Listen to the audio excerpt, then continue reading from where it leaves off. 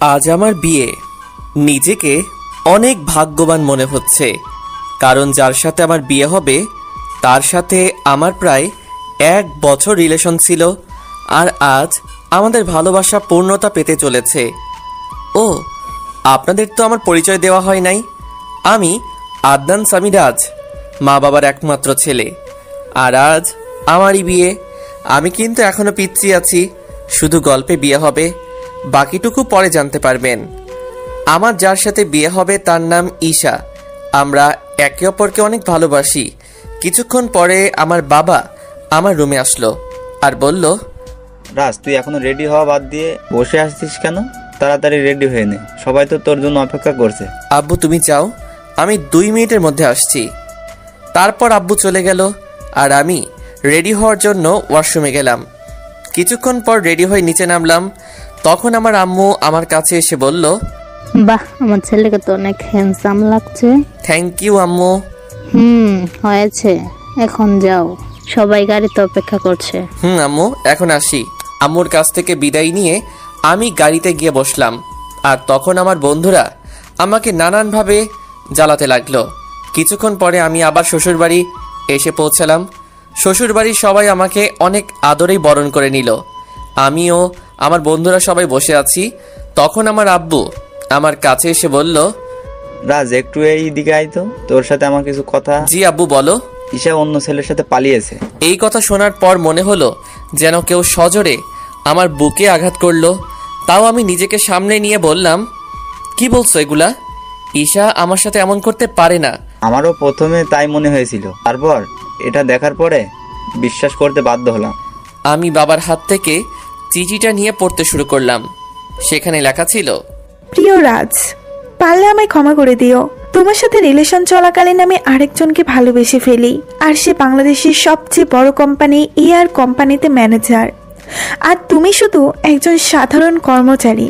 তাই আমি অনেক ভেবেই সিদ্ধান্ত নিয়েছি যে আমি তোমার সাথে না, মেয়েদের সাথেই বিয়ে করব। তাই আমাকে মাফ করে দিও। ইতি ঈশা। আমি ঈশার চিঠিটা পড়ে হাসলাম আর ভাবতে থাকলাম যে মানুষ টাকার জন্য কত কিছুই না করতে পারে। ঠিক তখন ঈশার বাবা এসে আমার বাবাকে বলল, দেখুন, আমার মেয়ে যা করেছে তার জন্য আমরা অনেক লজ্জিত। তাই বলছিলাম, যদি আমার ছোট মেয়ে নিশিকে আপনার ছেলের সাথে যদি বিয়ে দিতেন। আমার ছেলেকে কি আপনার খেলনা মনে হয় যে যার ইচ্ছে তার সাথে ওর বিয়ে দিব?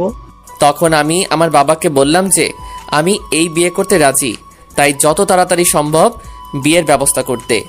এর কিছুক্ষণ পরেই আমাদের বিয়ে হয়ে যায় আর আমার নতুন বউ নিয়ে বাসায় চলে আসি।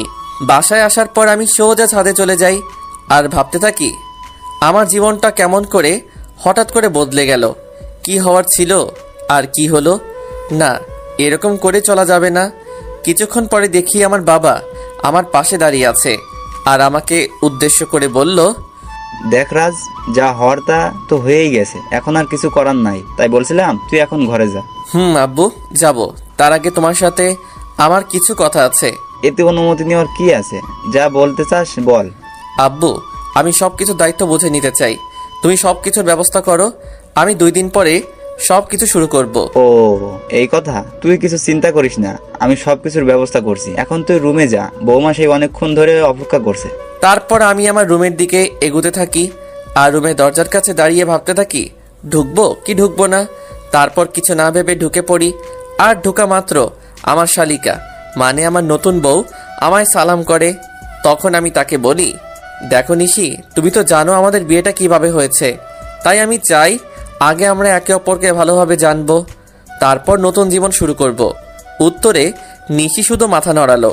তাই বেশি কিছু না বলে নিশিকে বিছানায় আর আমি সোফায় শুয়ে পড়ি আর হারিয়ে যাই ঘুমের রাজ্যে। সকালে একটা মিষ্টি কণ্ঠে ঘুম ভাঙে। তখন আমি চোখ মেলে দেখি নিশি আমায় ডাকছে। আমি ওর দিকে তাকিয়ে নিজের চোখ সরাতে পারছি না, কারণ নিশি মাত্র শাওয়ার নিয়ে বের হলো আর ভেজা চুলে নিশিকে অসাধারণ লাগছে। তখন আবার নিশির কথায় বাস্তবে ফিরি।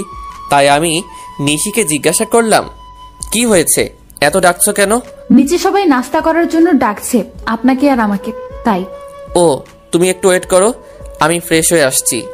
তারপর আমি ফ্রেশ হওয়ার জন্য ওয়াশরুমে যাই আর যখন বের হয় তখন নিশিকে দেখে ক্রাশ খাই, কারণ আমি বের হয়ে দেখি নিশি একটা নীল শাড়ি পরে আছে, তার সাথে হালকা সাজ।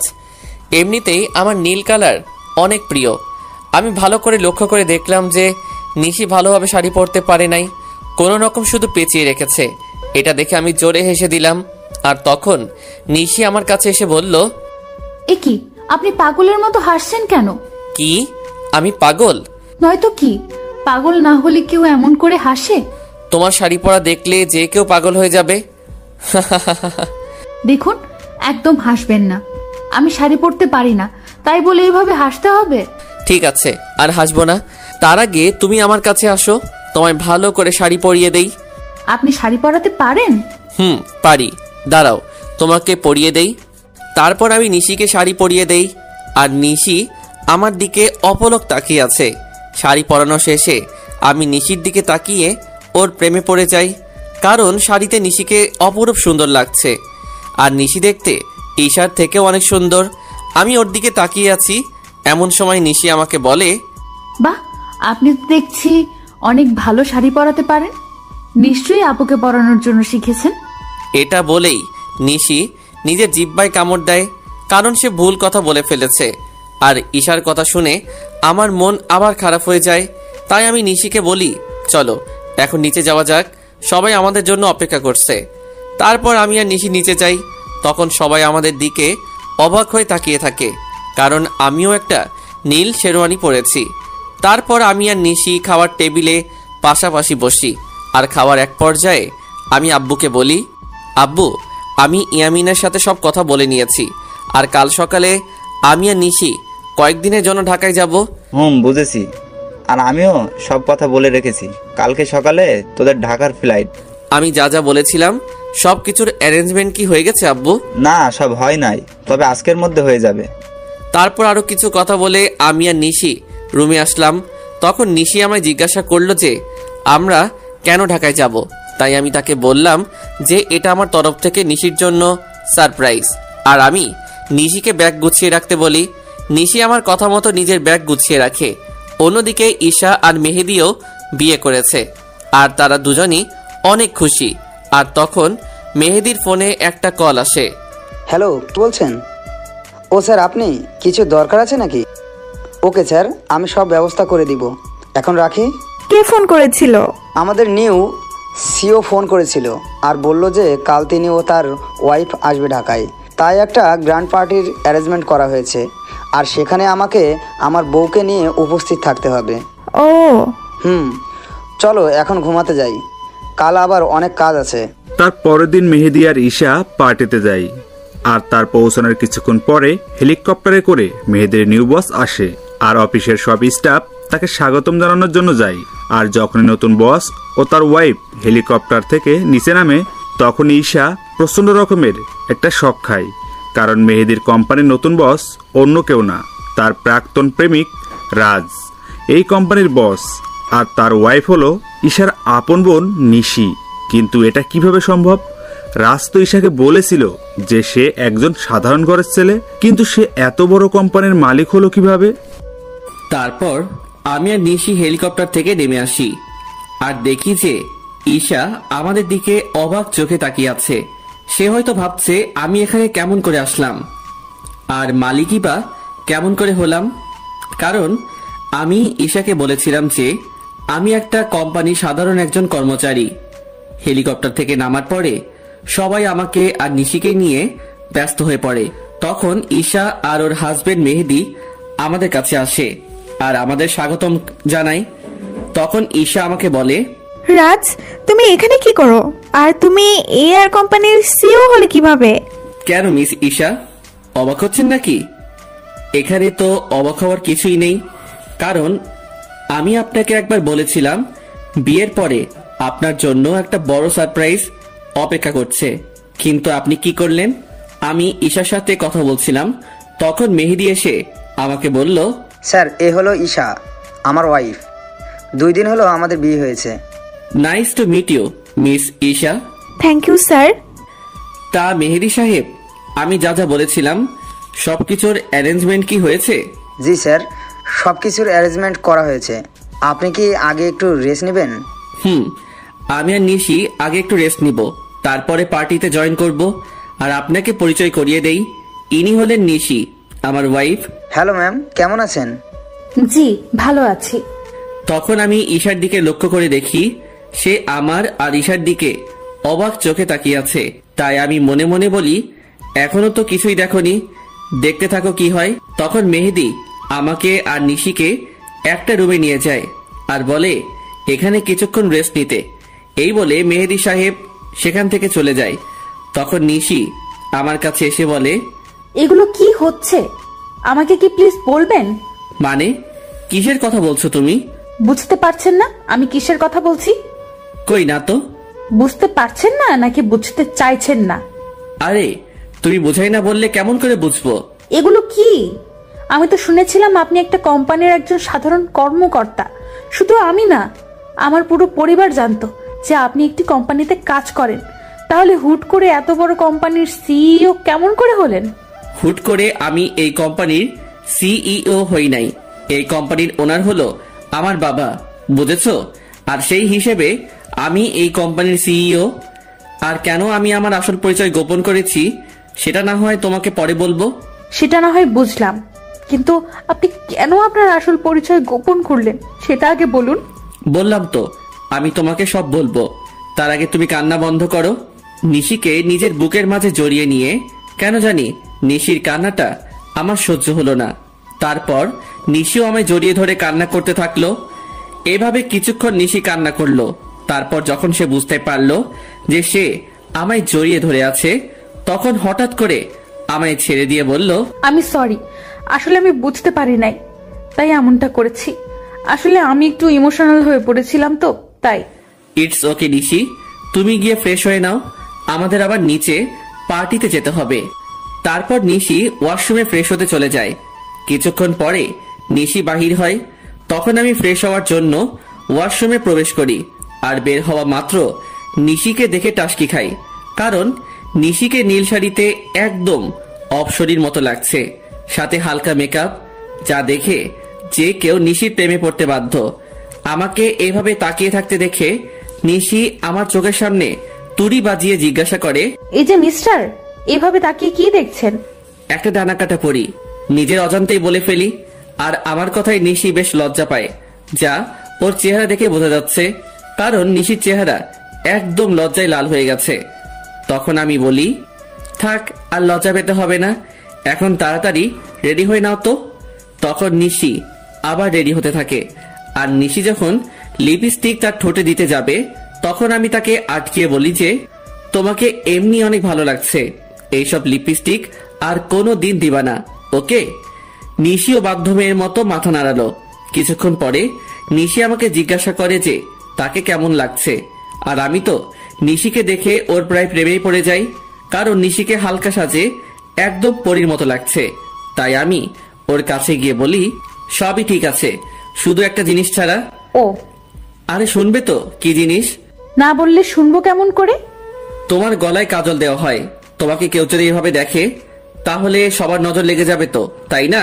তারপর আমি নিজের হাতে নিশির ঘাড়ে কাজল লাগিয়ে দেই। আর আমার ছোঁয়া পাওয়া মাত্র নিশি কিছুটা কেঁপে ওঠে। আর নিশির এত কাছে গিয়ে আমিও কেমন যেন একটা ঘোরের মধ্যে চলে গেছিলাম। আর নিশিও কিছুটা আমার মতোই হয়ে গেছিল। তখন আমি নিশির মুখটা উপরের দিকে তুলে আমার ঠোঁট ওর ঠোঁটের দিকে এগিয়ে নিয়ে যাই। আর যখনই আমি নিজের ঠোঁট নিশির ঠোঁটের সাথে মেলাবো, তখনই কেউ একজন রুমের মধ্যে প্রবেশ করে। এতে করে নিশি আমার থেকে কিছুটা দূরে চলে যায় আর আমাদের দুজনেরই ঘোরটা কেটে যায়।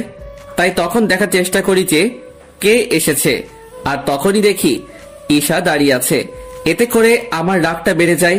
তাই আমি ঈশাকে গিয়ে বলি, আপনার কি এগুলো সাধারণ বুদ্ধিটুকু কি নেই যে একটা সদ্য বিবাহিত দম্পতির রুমে কোনো পারমিশন ছাড়া প্রবেশ করেছেন?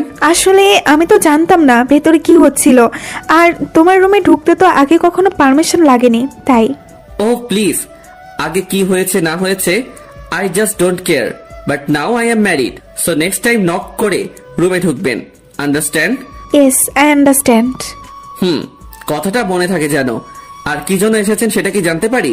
আমি তোমার কাছে ক্ষমা চাইতে এসেছি, প্লিজ আমাকে মাফ করে দাও। আপনি কিসের জন্য ক্ষমা চাইছেন মিস ঈশা? সেটা কি জানতে পারি? তোমার সাথে করা অন্যায়গুলোর জন্য আমি ক্ষমা চাচ্ছি। কিছু বলতে যাব তখনই নিশি এসে বলে, আপু তুই যা করেছিস তা কত বড় অন্যায় সেটা কি তুই জানিস? জানি। তাহলে কোন মুখে তুই মাফ চাইতে এসেছিস সেটা আমাকে বল। নিশি, বোন আমার, তুই আমাকে ভুল বুঝিস না। আমি তো আমার ভুল বুঝতে পেরেছি, তাই তো আমি ক্ষমা চাইতে এসেছি। আপনি কোনো অন্যায় করেন নাই মিস ঈশা, অন্যায় তো করেছি আমি। আপনার মতো একজন প্রতারককে ভালোবেসেছিলাম, এটার চেয়ে বড় অন্যায় আর কি হতে পারে সেটা বলুন তো। আমি আরো কিছু বলতে যাব তার আগে আমার ফোনে একটা কল আসে। আমি কলটা রিসিভ করেই নিশিকে বলি যে তাড়াতাড়ি রেডি হয়ে নিতে। আর ফোনটা করেছিল মেহেদি, মানে ঈশার হাজবেন্ড। তারপর আমি ঈশাকে আমার রুম থেকে চলে যাওয়ার জন্য বলি। কিছুক্ষণ পর নিশি বের হয়ে আসে, আর আমি তো নিশিকে দেখে রীতিমতো টাস্কি খেয়ে যাই, কারণ নেভি ব্লু শাড়িতে নিশিকে অসাধারণ লাগছে। তার সাথে হালকা মেকআপও করেছে। আমাকে এভাবে তাকিয়ে থাকতে দেখে নিশি আমাকে বলে, এই যে মিস্টার রাজ, এইখানে দাঁড়িয়ে থাকবেন নাকি নিচেও যাবেন? যাব। আর তোমাকে কিন্তু অনেক কিউট লাগছে মিসেস রাজ। আমার মুখে মিসেস রাজ ডাকটা শুনে নিশি অনেক খুশি হয়, যা ওর মুখ দেখে বোঝা যাচ্ছিল। তখন আমি আবার নিশিকে বললাম, কি হলো, নিচে যাবে না নাকি? তারপর আমি আর নিশি দুজনেই একসাথে নিচে যাই, আর সেখানে থাকা সবাই আমাদেরকে স্বাগত জানায়। তারপর আমি নিশিকে একে একে সবার সাথে পরিচয় করিয়ে দেই, আর সবাই নিশিকে অনেক পছন্দ করে আর অনেক তারিফও করে। এগুলো দেখে ঈশা অনেকটা জেলাস ফিল করে, কারণ এগুলো ঈশা পাওয়ার কথা ছিল, কিন্তু তার লোভের কারণে সে সবকিছু হারিয়েছে। পার্টি শেষ হওয়ার পরে আমি আর নিশি নিজেদের রুমে চলে আসি। আর রুমে আসার পরে নিশি আমাকে বলে, আপনাকে একটা কথা জিজ্ঞাসা করার ছিল, যদি কিছু মনে না করেন তাহলে করব। বলো, তোমার কি বলার আছে? আপনার আর আপুর পরিচয় হলো কিভাবে? বুঝলাম, তাহলে শুনো। তারপর আমি বলতে শুরু করলাম। আমি তখন সবেমাত্র লেখাপড়া শেষ করে দেশে ফিরেছি। তো একদিন আমিও আমার বন্ধুরা মিলে প্ল্যান করলাম কোথাও ঘুরতে যাব, কিন্তু সেটা দেশের ভিতরেই। তাই সবাই মিলে ঠিক করলাম যে সিলেটে যাব। তো সবাই মিলে বেরিয়ে পড়লাম সিলেটের উদ্দেশ্যে। সব ফ্রেন্ড একসাথে যাব, তাই বাসে করে যাচ্ছিলাম। কিন্তু বাসে উঠে বাদে এক বিপত্তি। আমার সব ফ্রেন্ডের সিট এক জায়গায় পড়েছিল, আর আমার সিট পড়েছিল এক মেয়ের সাথে। তাই কিছু করার না থাকায় বাধ্য হয়ে ওই সিটে বসে পড়ি। কিছুক্ষণ পরে যখন মেয়েটি আসে, আমি তার দিকে তাকিয়ে রীতিমতো টাস্কি খাই, কারণ এত সুন্দরী মেয়ে আমি এর আগে কখনো দেখি নাই। মেয়েটি পরেছিল একটা নেভি ব্লু লং 3 পিস, তার সাথে ম্যাচিং জুয়েলারি, সাথে হালকা সাজ। দেখে মনে হচ্ছিল জান্নাতের অপসরী। আমি তার দিকে এক ধ্যানে তাকিয়েছিলাম। আমার এভাবে তাকানো দেখে মেয়েটি বলে ওঠে, এই যে মিস্টার, দেখা শেষ হলে আমাকে বসার জায়গাটা দিন। মেয়েটি কিছুক্ষণ পরে আমায় জিজ্ঞাসা করে, হাই, আমি ঈশা। আপনার নামটা কি জানতে পারি? আমি রাজ। বাহ, চেহারার সাথে নামেরও মিল আছে। সিলেট যাচ্ছেন নিশ্চয়? আপনি কেমন করে জানলেন? এমন আবল তো জীবনেও দেখি নাই। সিলেটের বাসে করে মানুষ অন্য কোথাও কি যাইতে পারে বলেন তো? এটাই আপনি বুঝবেন না মিস্টার। রাগ তোর বোঝাবুঝি।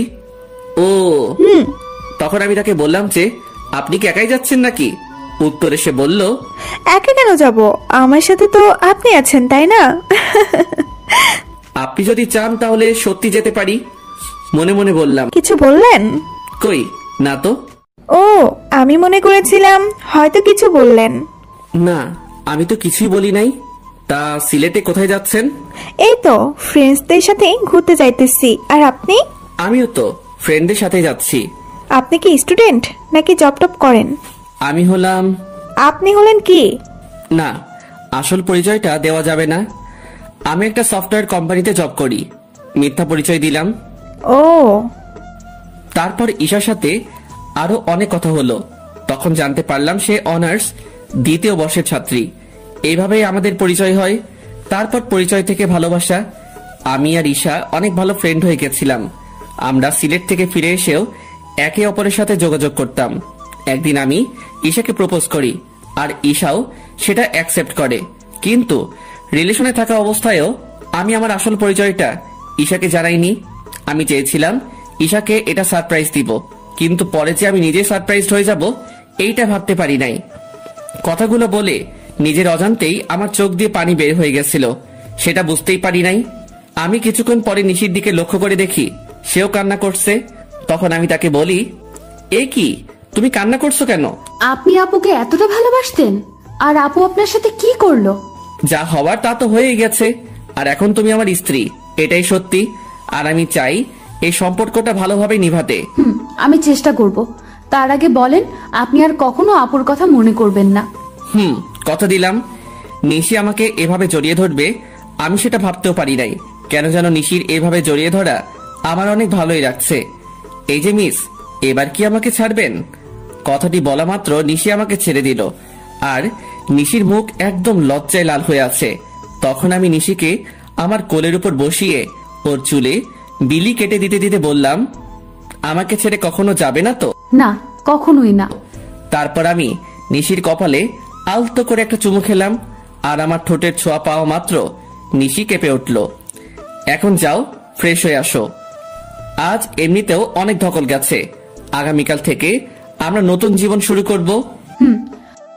আমার কথাই হয়তো কিছুটা লজ্জা পেয়েছে। তারপর নিশি ফ্রেশ হয়ে আসে, আর আমি নিশিকে জড়িয়ে ধরে শুয়ে পড়ি। এই কয়দিনে আমি নিশিকে অনেকটাই ভালোবেসে ফেলেছি। পরের দিন সকালবেলা নিশির আগেই ঘুমটা ভেঙে যায়।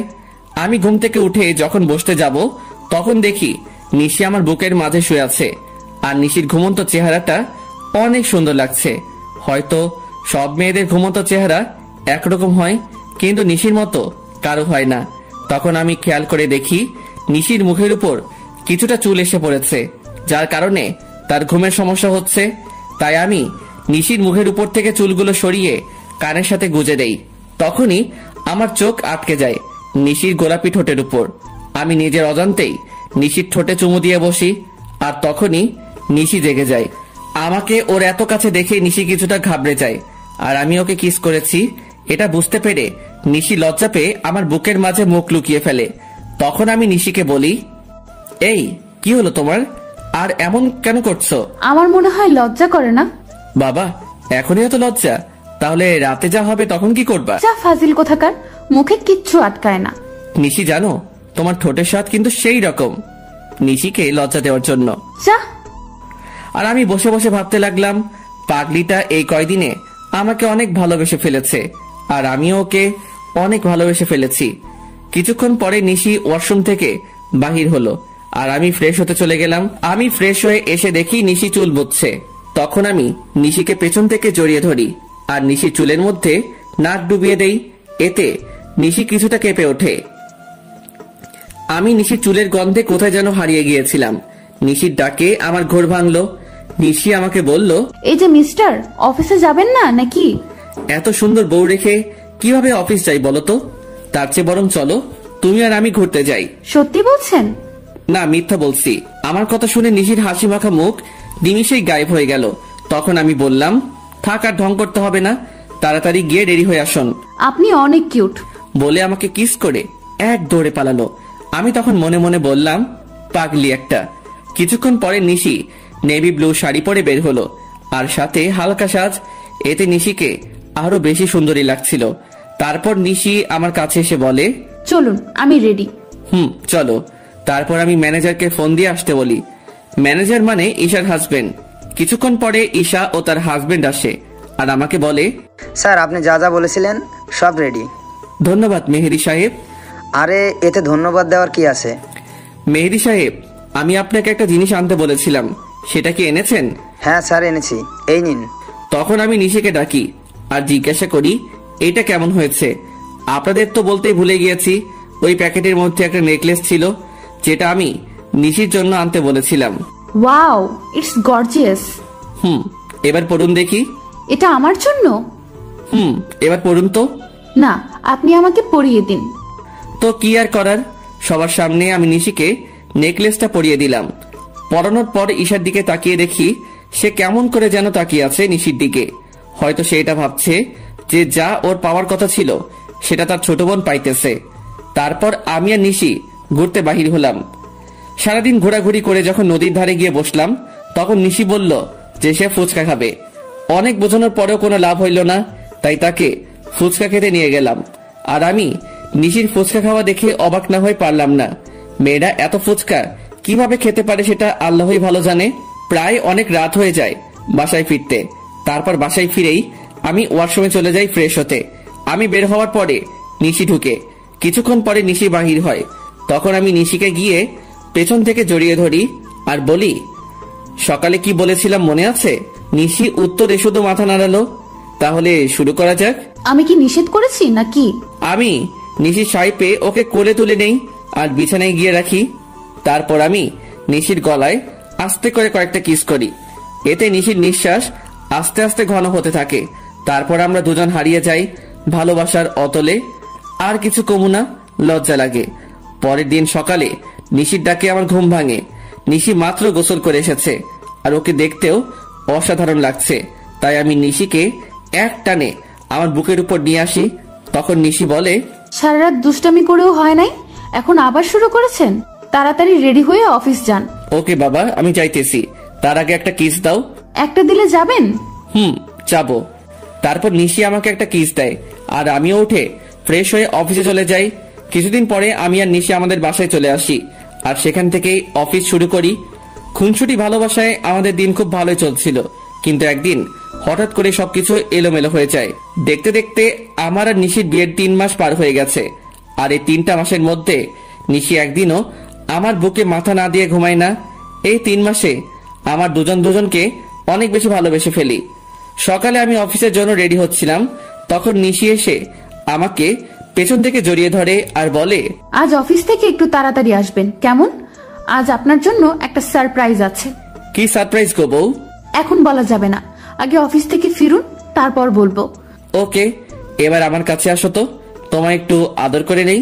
সবসময় দুষ্টুমি তাই না? না গো বউ, তুমি জানো না, তোমায় আদর না করে গেলে আমার দিন ভালো যায় না। তাই এখন আর কোনো কথা না বলে আমার কাছে আসো। তারপর নিশি আমার কাছে আসলো আর আমি নিশির ঠোঁট জোড়া আমার দখলে নিয়ে নিলাম। প্রায় 5 মিনিট পরে ছাড়লাম। তারপর আমি নিশিকে বললাম, আমি এখন আসি। আপনি খুব স্বার্থপর। কেন গো, আমি আবার কি করলাম? আপনি তো ঠিকই আপনার ভাগের আদরটা নিলেন আর আমার পাওনাটা না দিয়ে চলে যাচ্ছেন। ও কি বোঝাতে চাইছে সেটা আমি বুঝতে পেরে আমি নিশিকে আমার কাছে ডাকি, কিন্তু সে আসবে না। মহারানী বলে, নিশি বাবু আমার কাছে আসো। আমি কোনো বাবু নই, আর নিশি রাগ করেছে তাই কারোর সাথে কথা বলবে না। ও তাই? দেখি এবার নিশি কেমন করে রাগ করে থাকে। এই বলে নিশিকে আমার কাছে নিয়ে এসে ওর কপালে একটা ভালোবাসার পরশ এঁকে দেই আর নিশি আমাকে শক্ত করে জড়িয়ে ধরে। নিশি সোনা, এবার ছাড়ো, আমার তো অফিসে লেট হয়ে যাচ্ছে। আর একটু থাকি না। না বাবু, আবার পরে থেকো, আমি এখন অফিসে যাব যে। ওকে, সাবধানে যাবেন কিন্তু। যথা আজ্ঞা মহারানী। যাও বৎস। উফ, এই হাসিটার জন্য আমি সব করতে পারি। এই যে মিস্টার, এবার যান। বাই। তারপর আমি অফিসে চলে আসি, কিন্তু অফিসেও মন বসছে না। তাই নিশিকে ফোন দিলাম। অপরদিকে নিশি ভাবছে, আজ যখন ও জানতে পারবে যে ও বাবা হতে চলেছে তখন কতই না খুশি হবে।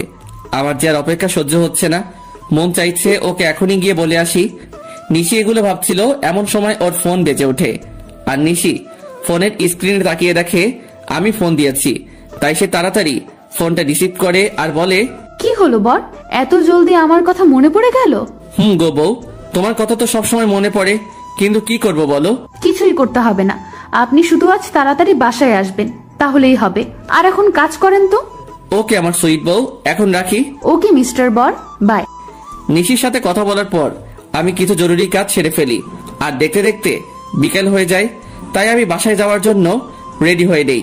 আর তখনই অফিসের পিয়ন এসে আমাকে একটা পার্সেল দিয়ে যায় আর ওই পার্সেলটি খোলার পর আমার পায়ের তল থেকে মাটি সরে যায়। পার্সেলটিতে অনেকগুলো ছবি ছিল আর সবগুলো ছবি নিশি আর একটা ছেলের। ছবিতে নিশি ছেলেটার সাথে অনেক ঘনিষ্ঠ অবস্থায় আছে, যা দেখার পরে আমার চোখ দিয়ে অবাধ ধারায় পানি পড়ছে। শেষে কিনা নিশিও আমায় ধোকা দিল, আমি আর কিছু ভাবতে পারছিলাম না। তখনই নিশির ফোন আসে আর ও বলে, অনিচ্ছা থাকা সত্ত্বেও আমি ফোনটা রিসিভ করি। আর তখনই নিশি বলতে শুরু করলো, আপনি কখন বাসায় আসবেন? আজকে আপনার তাড়াতাড়ি আসার কথা, তাহলে এত লেট করছেন কেন? এখন আমি অনেক ব্যস্ত আছি, তাই আসতে লেট হবে। কিন্তু আপনি তো আমায় প্রমিস করেছিলেন যে আজ তাড়াতাড়ি বাসায় ফিরবেন। তুমি এত বেশি কথা বলছো কেন? বললাম না আমি ব্যস্ত আছি, তারপরেও একই কথা বারবার বলে যাচ্ছ। অনেক রেগে আর জোরে কথাটা বললাম। এতে নিশি অনেকটাই ভয় পায়। অপর পাশ থেকে ফুপিয়ে ফুপিয়ে কান্নার আওয়াজ আসছে। অন্য সময় হলে হয়তো আমি ওকে সান্ত্বনা দিতাম, কিন্তু এখন ওর কথা ভাবতেও আমার অসহ্য লাগছে। আচ্ছা ঠিক, কিন্তু আরো কিছু বলতে যাবে তার আগে আমি ফোনটা কেটে দেই। ফোন রেখে আমি চেয়ারে বসে পড়ি, আর তখনই আমার চোখ যায় ছবিগুলোর দিকে। কারণ ছবির অপর পাশে একটা নম্বর লেখা ছিল, তাই আমি ওই নম্বরে ফোন দেই। আর ফোনটা রিসিভ করে একজন ছেলে, সে ফোনটি ধরে বলতে শুরু করে, আরে মিস্টার রাজ, এত তাড়াতাড়ি ফোন করলেন যে? কে আপনি, আর আমাকে কেমন করে চিনলেন? আমি কে সেটা না হয় দেখা করেই আপনাকে বলবো। আমি কোনো অচেনা লোকের সাথে দেখা করি না। আমি সেটা জানি মিস্টার রাজ, তাই তো বলছিলাম যদি ছবিগুলোর ব্যাপারে জানতে চান তাহলে আমার সাথে দেখা করুন। আমি কি করব বুঝতে পারছি না। আমাকে তো জানতেই হবে এই ছবি ছেলেটাকে, আর নিশির সাথেই বা তার কি সম্পর্ক। তাই আমি সেই লোকটির সাথে দেখা করার জন্য রাজি হয়ে যাই, আর সেই লোকটি আমাকে একটা ঠিকানা দেয়। তাই আমি দেরি না করে বেরিয়ে পড়ি, আর কিছুক্ষণের মধ্যে সেখানে পৌঁছে যাই। সেখানে পৌঁছানো মাত্র আমি লোকটিকে ফোন দেই, কিন্তু লোকটি ফোন ধরছে না। আমি বেশ কয়েকবার ফোন দেই, কিন্তু প্রতিবারই ব্যর্থ হই। আমি প্রায় ঘন্টাখানিক ধরে অপেক্ষা করছিলাম। তখন কেউ একজন বলে উঠল, অপেক্ষা করার জন্য ধন্যবাদ। আমি পিছনে তাকিয়ে দেখি লোকটি আর কেউ নয়, নিশির সাথে যার ছবি রেখেছিলাম এটি সেই লোক। তবুও আমি মাথা ঠান্ডা রাখার চেষ্টা করে বলি, আমাকে এখানে ডাকার কারণ কি, আর আপনি বা কে? আমি সাজিদ রহমান। আমি আর নিশি একে অপরকে অনেক ভালোবাসি, সেটা বলার জন্যই আপনাকে ডেকেছি। লোকটির কথা শুনে আমার মাথা গরম হয়ে গেল, তাই আমি রাগের মাথায় লোকটিকে মারতে শুরু করলাম। এমন সময় আমি একাই থেমে যাই, আর তাকে বলি, আপনি যেটা বলছেন সেটা সত্যি, এটা আমি কিভাবে বিলিভ করব? সেজন্যই তো আমি আপনাকে ছবিগুলো পাঠিয়েছি, আর এখন বিলিভ করা আর না করা সেটা আপনার ব্যাপার। আমি কি বলবো কিছু ভেবে পাচ্ছিলাম না, কারণ ছবিতে নিশি আর সাজিদকেই দেখা যাচ্ছে। তাই আর কথা না বাড়িয়ে লোকটিকে বললাম, নিশি যদি আপনাকে ভালোবাসে তাহলে সে আপনাকে কেন বিয়ে করলো? বিয়েটা কিভাবে হয়েছে সেটা আপনি নিশ্চয় জানেন রাজ। তাহলে নিশি কেন 3 মাস আমার সাথে থাকলো? সেটার কারণ আছে, আর কারণটা হলো আপনার সম্পত্তি। আর আপনারা যেদিন ঢাকায় যান সেদিন আমার আর নিশির পালানোর কথা ছিল, কিন্তু যখন আমরা জানতে পারলাম যে আপনি একজন স্বনামধন্য ব্যবসায়ী, তখন আমি আর নিশি আপনার সম্পত্তি হাতিয়ে নেওয়ার প্ল্যান বানাই। লোকটির কথা শুনে আমার কষ্টের মাত্রাটা আরো বেড়ে গেল, কারণ প্রথমে টাকার জন্য ঈশা আমার সাথে বেইমানি করলো, আর এখন আমি যাকে সবচেয়ে বেশি ভালোবাসি সেও আমার সাথে। না, আর কিছু ভাবতে পারছি না। তাই আমি হোটেল থেকে বের হয়ে আসি, আর আমার উকিলকে ফোন দিয়ে ডিভোর্স পেপারটা তৈরি করতে বলি। তাও মাত্র 1 ঘন্টার মধ্যে। উকিলের কাছ থেকে ফিরতে ফিরতে প্রায় রাত 1টা বেজে যায়। তাই আমি বাসার কাউকে বিরক্ত না করে আমার কাছে যে চাবি ছিল সেটা দিয়ে দরজা খুলে ভিতরে যাই, আর ভিতরে গিয়ে দেখি নিশি বসে বসে ফুপিয়ে ফুপিয়ে কান্না করছে। যেখানে আমার কষ্ট হওয়ার কথা সেখানে আমার প্রচুর রাগ হচ্ছে। তখন আমি নিশির কাছে গিয়ে বলি, বাহ, অভিনয় তো খুব ভালোই করতে জানো দেখছি। আমার এরকম আচমকা কথা শুনে নিশি কিছুটা ভয় পেয়ে যায়। পরে সে নিজেকে সামনে নিয়ে বলে, মানে আপনি কি বলতে চাইছেন? আমি কি বলতে চাইছি সেটা বুঝতে পারছো না, নাকি বোঝার চেষ্টা করছো না? কি বলছেন এসব? আমি তো কিছুই বুঝতে পারছি না। Enough is enough Nishi, and don't touch me. Please Raj, tell me what happened with you. Please tell me. আর কত অভিনয় করবে নিশি, আর কত? আমি অভিনয় করছি। হ্যাঁ, তুমি অভিনয় করছো, তার প্রমাণ এগুলো। নিশি ছবিগুলো দেখে আরো কান্না শুরু করে দিল, আর আমাকে এসে জড়িয়ে ধরলো।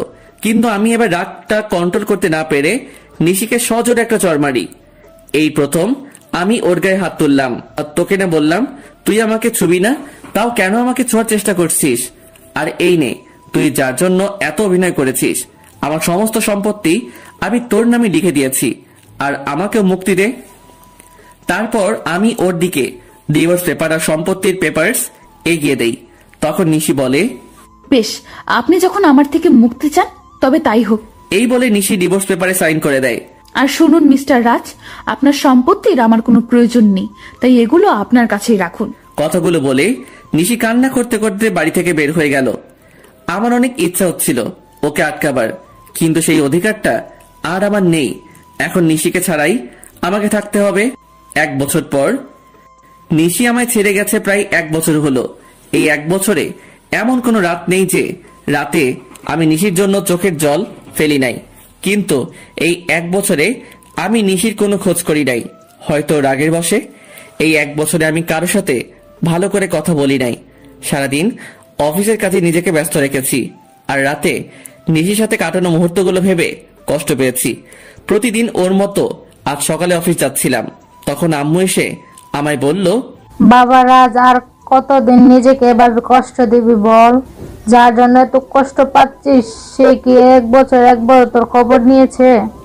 আহ আম্মু, এত ঘুরিয়ে পেঁচিয়ে কথা না বলে কি বলতে চাও সেটা বলো তো। বলছিলাম কি, তুই এবার একটা বিয়ে করে নে। আর কতদিন নিজেকে এভাবে কষ্ট মাঝে রাখবি বল? আমি তোমায় আগেও বলেছি আর এখনো বলছি, আমি কোনো বিয়ে করতে পারবো না। তোকে আমার দিব্যি, তুই আর বিয়ে তো মত করবি না। কিন্তু আম্মু। আর কোনো কিন্তু নয়। আচ্ছা ঠিক আছে, তুমি যখন বলছো তখন তাই হোক, কিন্তু আমাকে এসবের মধ্যে টানবে না, আর বিয়েটা যাতে একদম সাধারণভাবে হয়। আচ্ছা, তুই যা বলবি তাই হবে। আসলে আমি আম্মুর মুখের দিকে তাকিয়ে বিয়েতে রাজি হলাম, কারণ এই 1 বছর আম্মু অনেক কষ্ট পেয়েছে। তারপর আমি অফিসে চলে আসি, কারণ আজ অফিসে নতুন পিএ নেওয়া হবে। ওর আমি আমার কেবিনে চলে যাই আর ম্যানেজারকে ডাকি। May I come in sir? Yes, come in. Sir, আপনার পিএর জন্য 3 জনকে সিলেক্ট করা হয়েছে, যদি আপনি একবার দেখে নিতেন। অবশ্যই দিন, আমি দেখতেছি। আমি ফাইলগুলো চেক করছিলাম, এমন সময় আমার চোখ আটকে গেল একটা ফাইলে। তাই আমি ম্যানেজারকে বললাম, ম্যানেজার সাহেব, এই মেয়েটাকে নিন, আর তার আগে কন্ট্রাক্ট পেপার সাইন করিয়ে নেবেন। Okay, I take leave now. Sure, you can. সেদিনকার মতো অফিসের সমস্ত কাজ শেষ করে বাসায় আসলাম, আর আসামাত্র আম্মু বলল, আমি একটা মেয়ে পছন্দ করছি, যদি তুই একবার দেখে নিতি। তার কোনো দরকার নেই, আর আমি বিয়েটা 1 মাস পরে করতে চাই। কিন্তু তুই। প্লিজ আম্মু, একটু বোঝার চেষ্টা করো। আচ্ছা ঠিক আছে। তারপর আমি আমার রুমে চলে আসলাম আর ফ্রেশ হয়ে ঘুমিয়ে পড়লাম। যদিও জানি ঘুম আসবে না, তবুও ঘুমানোর ব্যর্থ চেষ্টা করলাম, কারণ এখন রাতে আর ঘুম আসে না। যদিও আসে, তাও নিশির সাথে কাটানো মুহূর্তগুলো মনে হয় ভেঙে যায়। কোনোভাবে রাতটা পার করলাম। পরের দিন সকালে ঘুম থেকে উঠে ফ্রেশ হয়ে অফিসে চলে আসলাম। এসে দেখি আমার নিউ পিএ এখনো অফিস আসে নাই। তাই ম্যানেজারকে বলে আসলাম সে আসলে আমার সাথে দেখা করতে বলতে। তারপর আমি আমার কেবিনে চলে গেলাম। কিছুক্ষণ পরে কেউ আমার কেবিনের দরজা নক করলো, তাই আমি পেছন ফিরে বসলাম। May I come in sir? Yes, come in. আসলে স্যার, আমি আসার সময় জেমে আটকা পড়ে গেছিলাম, তাই আসতে লেট হইল। কিন্তু স্যার, আর কোনো দিন লেট হবে না। তাই বুঝি। এবার ওর দিকে ফিরে তাকালাম, আর সে আমাকে দেখে ভূত দেখার মতো চমকে উঠলো। মনে হয় সে আমাকে এখানে আশা করে নাই। আপনি এখানে? আমি। অন্য কারো থাকার কথা ছিল বুঝি, মিস নিশি? আপনাদের তো বলাই হয়নি আমার পিএ হলো নিশি। এটা তো আপনার অফিস না, তাহলে এখানে কেমন করে আসলেন? আপনার বোধহয় কোথাও ভুল হচ্ছে, কারণ এই অফিসের ওনার আমি। হয়তোবা হতে পারেন, তবে আমি এই অফিসে জব করতে পারবো না। কথাগুলো বলেই নিশি চলে যাচ্ছিল, তাই আমি ওকে থামিয়ে বলি, excuse me miss Nishi, without my permission আপনি যেতে পারবেন না। What the hell are you talking? আমি ঠিক কথাই বলছি। আর এইটা দেখুন, 2 বছরের আগে আপনি এই কোম্পানি ছাড়তে পারবেন না, আর যদিও ছাড়তে চান তাহলে আমার পারমিশন নিতে হবে। কিন্তু আমি এই মুহূর্তে আপনাকে পারমিশন দিচ্ছি না, সো আপনি এখন যেতে পারেন। প্রয়োজন পড়লে আমি আপনাকে ডেকে নিব। Okay sir. তারপর নিশি ওর কেবিনে চলে যায়। আমার আর ওর কেবিন প্রায় পাশাপাশি, তাই আমি ওকে দেখতে পাচ্ছিলাম। অন্যদিকে নিশি নিজের কেবিনে এসে ভাবে, কেন যে সেদিন সাইন করার আগে কন্ট্রাক্ট পেপারটা ভালোভাবে পড়ে নিলাম না, আর উনি কেন আবারও আমার সামনে আসলেন। ভালোই তো ছিলাম এই 1 বছর ওনাকে ছাড়া। এমন সময় নিশির ফোনে কল আসে, আর ফোনটা ধরা মাত্র নিশি কিছুটা বিচলিত হয়ে যায়। ফোনের ওপাশ থেকে কেউ কিছু হয়তো বলল।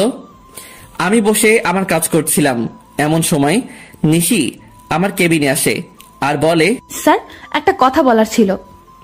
বলেন। আসলে স্যার, আজকে আমায় একটু তাড়াতাড়ি ছুটি দিবেন প্লিজ। কেন, ছুটি কি করবেন? আসলে বাসায় একটু প্রয়োজনীয় কাজ আছে, তাই। কি প্রয়োজনীয় কাজ শুনি? আসলে স্যার, নিশি কিছু দোকাতে চাইছিল, আমার কারণে সে বলে উঠল, স্যার আমার বাসায় আমার বাচ্চা অসুস্থ হয়ে গেছে, তাই আমার ছুটি প্রয়োজন। এখন ছুটি দেওয়া না দেওয়া সেটা আপনার ব্যাপার, কারণ আপনি এখানকার বস, আপনি চাইলেই সব করতে পারেন। নিশির মুখে বাচ্চার কথা শুনে আমার চারপাশটা কেমন যেন অন্ধকার হয়ে আসছিল। নিঃশ্বাস নিতেও কষ্ট হচ্ছিল, তবুও নিজেকে সামলে নিয়ে বললাম, ওকে আপনি যেতে পারেন, তবে কাল থেকে সময় মতো অফিসে আসবেন। যদিও কথাগুলো বলতে কষ্ট হচ্ছিল। তারপর নিশি চলে গেল, আর আমি চেয়ারের সাথে হেলান দিয়ে ভাবতে লাগলাম যে নিশি একসময় আমাকে ছাড়া কিছু বুঝতো না, সে এখন নিজের বাচ্চা নিয়ে ব্যস্ত। তবে আমি কেন একা কষ্ট পাবো?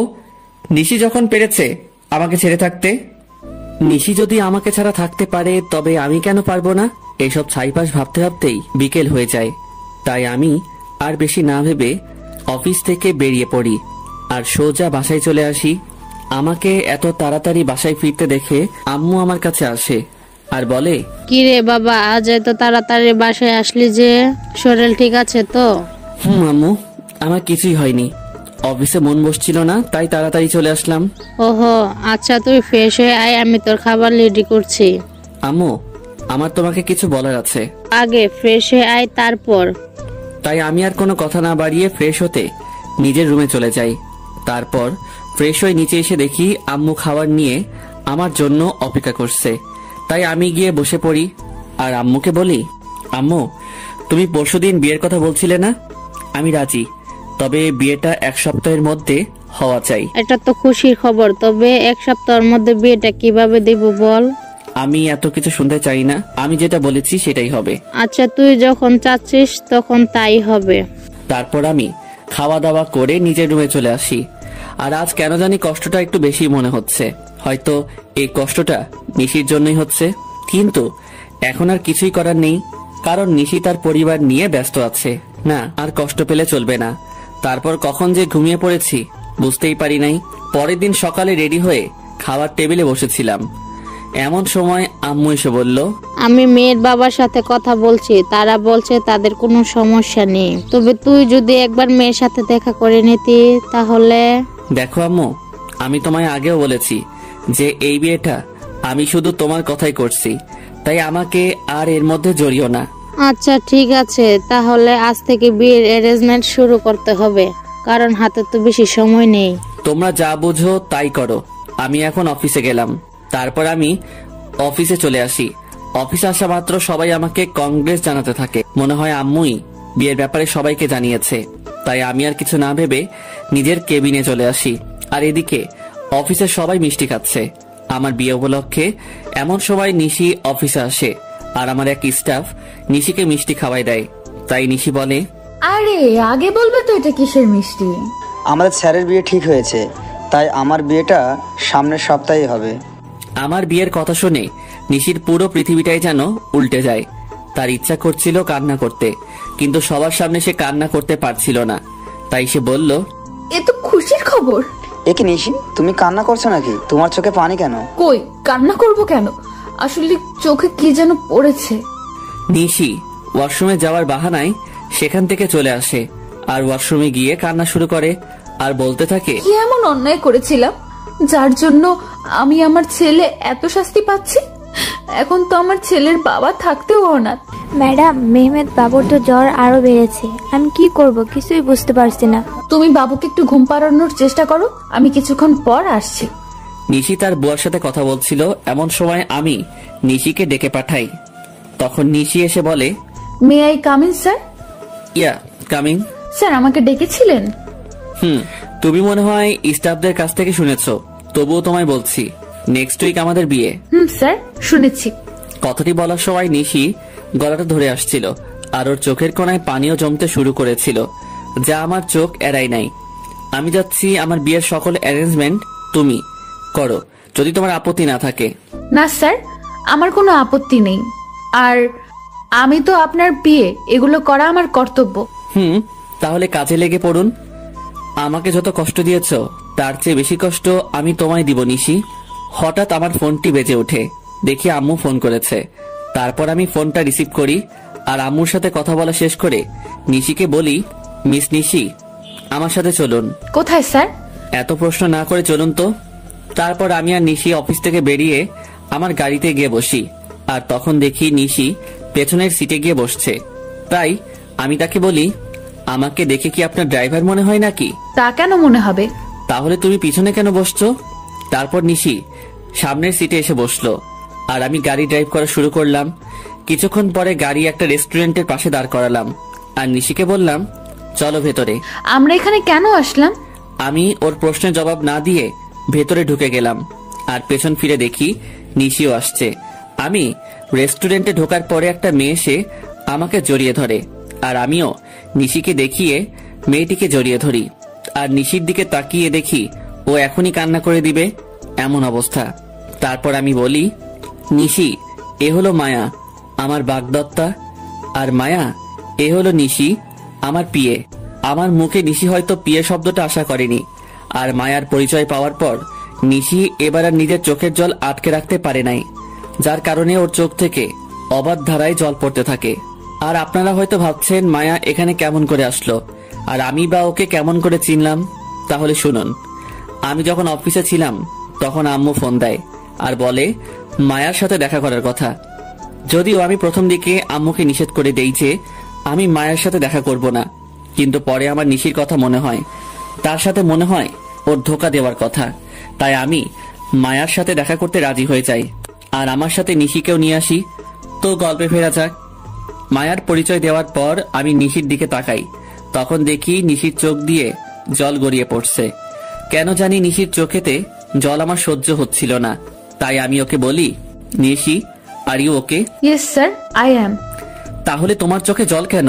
কই না তো, আসলে স্যার প্রচুর গরম পড়েছে তো, তাই এমন মনে হচ্ছে।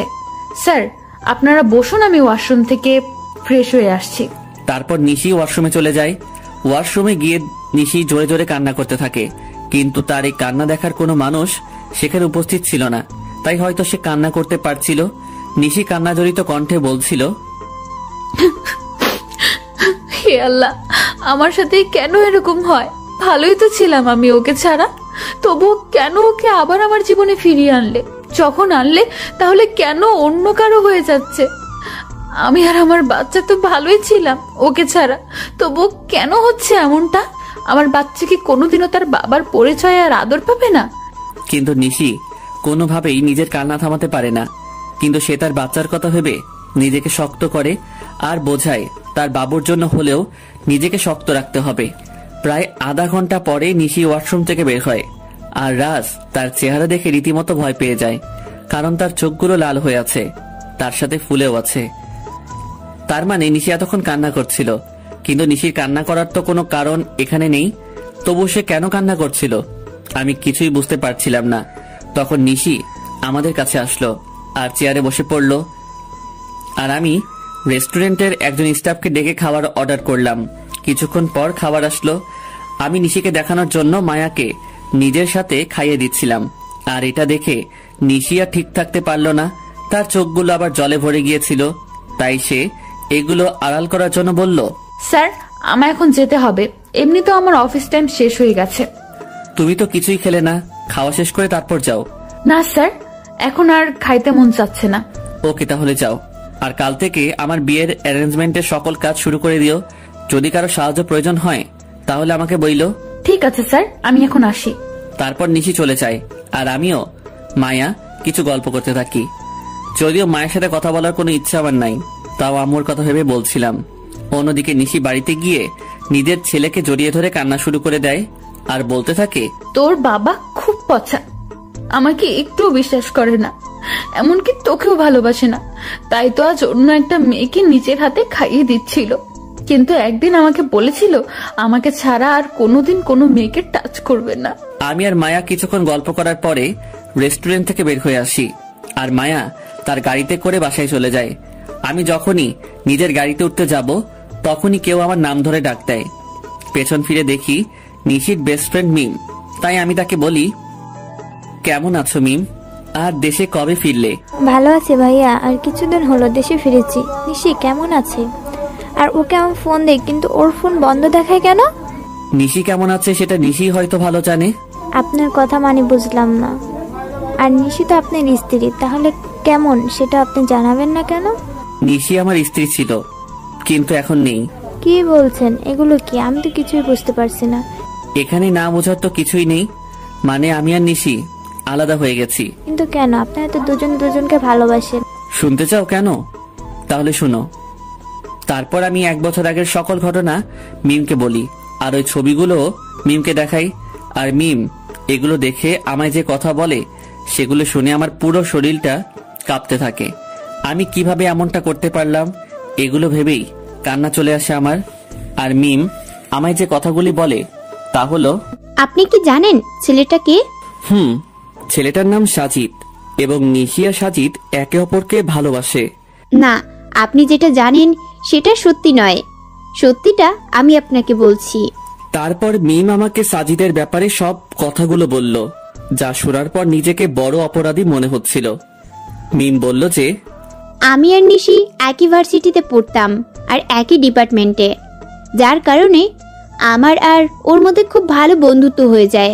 আমরা দুজন সব সময় একসাথে থাকতাম। একদিন আমি আর নিশি ভার্সিটি ক্যাম্পাসে বসেছিলাম, তখন একটা ছেলে এসে নিশিকে প্রপোজ করে, কিন্তু নিশি তাকে না বলে দেয়। আমি এর কারণ জানতে চাইলে নিশি জবাবে বলে যে তার ভালোবাসা শুধু তার বরের জন্য। তাই আমি নিশিকে আর কিছুই আজ করিনি। তারপর কি হলো? ওই ছেলেটির নামই ছিল সাজিদ, কিন্তু নিশি মানা করার পরেও সে নিশির পিছু ছাড়ে নাই। তাকে প্রতিদিন বিরক্ত করত, কিন্তু নিশি কিছুই বলতো না। আর একদিন সাজিদ এসে হঠাৎ নিশির হাত চেপে ধরে, এবং সেদিন নিশি আর সহ্য করতে না পেরে পুরো কলেজের সামনে সাজিদের গালে চড় মারে। কিন্তু সাজিদ সেদিন যাওয়ার আগে বলেছিল যে সে নিশিকে সুখে থাকতে দিবে না, আর আজ দেখুন তার কথাই সত্যি হলো। আমি এখন কি করব কিছুই বুঝতেছিলাম না, কারণ আমার যে করার মতো কিছুই নেই। আমি যে নিশির সাথে বড় অন্যায় করেছি। মিম কান্না থামিয়ে আমাকে বলল, আপনি কি জানেন আপনি যখন নিশিকে তাড়িয়ে দেন তখন তার পেটে আপনার সন্তান ছিল? মানে কি বলছো তুমি? হ্যাঁ, আমি ঠিকই বলছি। আপনি যখন ওকে অপমান করে তাড়িয়ে দেন তখন সে আপনার সন্তানের মা হতে যাচ্ছিল। আর এটা নিয়ে সে কতটা খুশি ছিল সেটা আপনাকে বলে বোঝানো যাবে না। সে আপনাকে বলার আগে আমায় ফোন দিয়েছিল আর বলেছিল যখন সে আপনাকে এই কথাটি বলবে তখন আপনার রিয়াকশন কেমন হবে, এটা ভেবেই সে অনেক খুশি ছিল। কিন্তু সে আপনি কি করলেন? মানে নিশির সন্তানের বাবা আমি, আর আমি তাকে কি না কি ভেবেছিলাম। এখন কান্না করে আর কি হবে? যা হওয়ার তা হয়ে গেছে। এখন আর এগুলো ভেবে কি করবেন? না, এখনো কিছু হয় নাই। সত্যি বলছেন? নিশি এখনো এই শহরেই থাকে? কিন্তু তোমাকে আমার জন্য একটা কাজ করতে হবে, যাতে আমি আবার নিশিকে ফিরে পাই। কি করতে হবে আমায় বলুন। তারপর আমি মিমকে আমার প্ল্যান বলি, আর সেও রাজি হয়ে যায়। তাই আমিও নিজের বাসায় চলে আসি। বাসায় আসার পর আম্মু আমাকে বলে, বাবা মেয়েকে তোর কি পছন্দ হয়েছে? আম্মু আমি এই বিয়েটা করতে পারবো না। তুই কিন্তু আমায় কথা দিয়েছিস। আমি কেমন করে এই বিয়ে করব বলো? কেন করবি না শুনি? তারপর আমি নিশির কথা আর ওর আর আমার বাচ্চার কথা আম্মুকে বলি। তখন আম্মু কান্না শুরু করে দেয় আর বলে, আমার বৌমা আর নাতিকে কবে আনবি বাবা? খুব জলদি আনবো, তার আগে তোমায় একটা কাজ করতে হবে। তারপর আমি আম্মুকে সবকিছু বুঝিয়ে উপরে চলে আসি। আমি রুমে এসে ভাবতে লাগি কিভাবে কি করব। রুমে এসে নানান চিন্তা আমার মাথায় ঘুরপাক খায়, বিশেষ করে নিশির কথা। সে কি আমায় ক্ষমা করবে নাকি করবে না? তখন আমার সাজিদের কথা মাথায় আসে। কেন সাজিদ এমনটা করলো সেটা তো আমার জানা দরকার। তাই আমি আমার ফ্রেন্ডদেরকে ফোন দেই আর বলি এখনই আমার সাথে দেখা করতে, আর আমিও বেরিয়ে পড়ি। কিরে, এত জলদি দেখা করতে বললি কেন? সমস্যা হয়েছে নাকি? বলছি। তার আগে রবি আর মিজানকে আসতে দে। কিছুক্ষণ পরে রবি আর মিজান চলে আসে, আর আমি ওদেরকে মিমের বলা সকল কথা ওদের খুলে বলি। সব শোনার পরে ওরা বলে, ভাবিকে রাজি করতে পারবি বলে মনে হয় না। হয়তোবা, কিন্তু হাল ছাড়লে তো চলবে না। আর শোন, তোদের একটা কাজ করতে হবে। কি কাজ বল? সাজিদকে যেভাবেই হোক তোদের খুঁজে বার করতে হবে। আর এই নে সাজিদের ছবি। ওকে, তোর কাজ হয়ে যাবে। ভাবিকে কি করে ম্যানেজ করবি? ঠিক বলেছিস, কিছু তো একটা করতেই হবে। আচ্ছা তোরা এখন থাক, আমি এক জায়গা থেকে আসছি। ওদের থেকে বিদায় নিয়ে আমি সোজা অফিসে চলে আসি। অবশ্য অফিসে আসার মূল উদ্দেশ্য হলো নিশির বাড়ির ঠিকানাটা নেওয়া, কারণ আমি ওর বাসার ঠিকানা জানি না। অফিসে আসার পরে আমি ম্যানেজারকে ফোন দেই আর অফিসে আসতে বলি। কিছুক্ষণ পরে ম্যানেজার অফিসে আসে আর বলে, স্যার কোনো দরকারি কাজ আছে নাকি? না, তেমন কিছু দরকারি কাজ না, আমি শুধু নিশির বাসার ঠিকানা নেওয়ার জন্যই অফিসে এসেছি। ওকে স্যার, একটু ওয়েট করেন, আমি নিয়ে আসছি। তারপর ম্যানেজার আমাকে নিশির ঠিকানাটা দেয় আর আমি সেটা নিয়ে বেরিয়ে পড়ি। প্রায় আধা ঘন্টা ড্রাইভ করার পরে আমি নিশির বাসায় পৌঁছাই। দেন আমি ওর বাসার কলিং বেলে চাপ দেই। কিছুক্ষণ পরে নিশি এসে দরজা খুলে দেয় আর আমি নিশিকে দেখেই হেসে ফেলি, কারণ সে সারা গায়ে ময়দা মেখে আছে।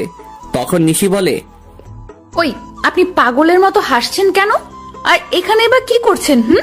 বারে, নিজের বউয়ের বাসায় আসতে আবার কারো পারমিশন লাগে নাকি? মানে কি আপনার বউ? আর এসব কি বলছেন? আমার সামনে যে দাঁড়িয়ে আছে সেই আমার বউ, বুঝেছেন? আর দেখি সাইড দেন, আমি ভেতরে ঢুকবো। হাইসে, আমি কারো বউ? আর 1 বছর আগেই আমার ডিভোর্স হয়ে গেছে। তো কি হয়েছে, আমি আবার বিয়ে করব। কি বলছেন কি আপনি? আমি এর কথার জবাব না দিয়ে বাচ্চার দিকে এগোতে থাকি। আর যখনই আমি বাচ্চাটিকে স্পর্শ করতে যাব তখনই নিশি আমাকে ধাক্কা দেয় আর বলে ওঠে, একদম আমার বাচ্চার ধারে কাছে আসার চেষ্টা করবেন না, তাহলে কিন্তু আমার চেয়ে খারাপ আর কেউ হবে না। ও কি শুধুই তোমার বাচ্চা? ও শুধু আমার আর কারো না, তাই আপনি ওকে ছোঁয়ার চেষ্টাও করবেন না। প্লিজ নিশি, আমার বাচ্চাকে একটু কোলে নিতে দাও। আপনার বাচ্চা? হাসাইলেন মিস্টার রাজ।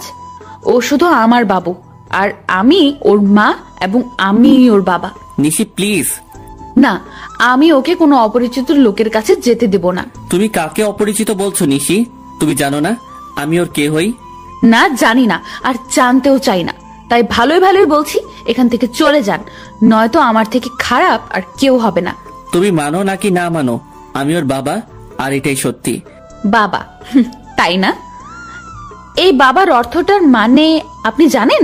যে নিজের স্ত্রীকে বিলিভ না করে অন্য লোকের কথা শুনে নিজের অন্তঃসত্ত্বা স্ত্রীকে বাড়ি থেকে বের করে দেয়, তার কোনো বাবা হওয়ার যোগ্যতা নেই, বুঝছেন আপনি?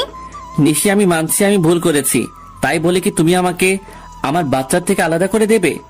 আপনি আর একবার ওকে নিজের বাচ্চা বলবেন না। এই 1 বছর আমি ওর বাবা মা দুটোই ছিলাম, আর ভবিষ্যতেও থাকতে পারবো।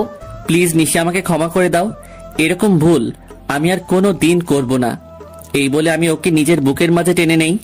নিশি কিছুক্ষণ আমার বুকের মাঝে থেকে পরক্ষণে নিজেকে ছাড়িয়ে নেয় আর বলে, ও বুঝেছি, আপনি কেন এখানে এসেছেন। আপনি আমার শরীরটা ভোগ করতে চান, এই তো? এর আগেও একবার করেছিলেন, তাই না?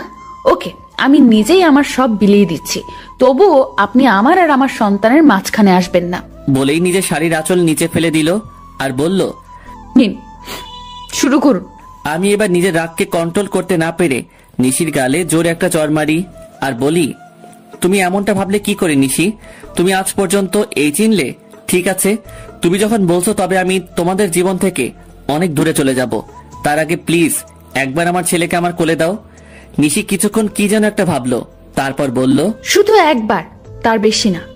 তারপর আমি আমার ছেলেকে কোলে তুলে নিলাম আর ওকে কোলে নেওয়ার পর যেন মনে হলো পুরো পৃথিবীর সুখ আমার কোলের মাঝে আবদ্ধ হয়েছে। কিন্তু এটা বেশি সময় স্থায়ী হলো না।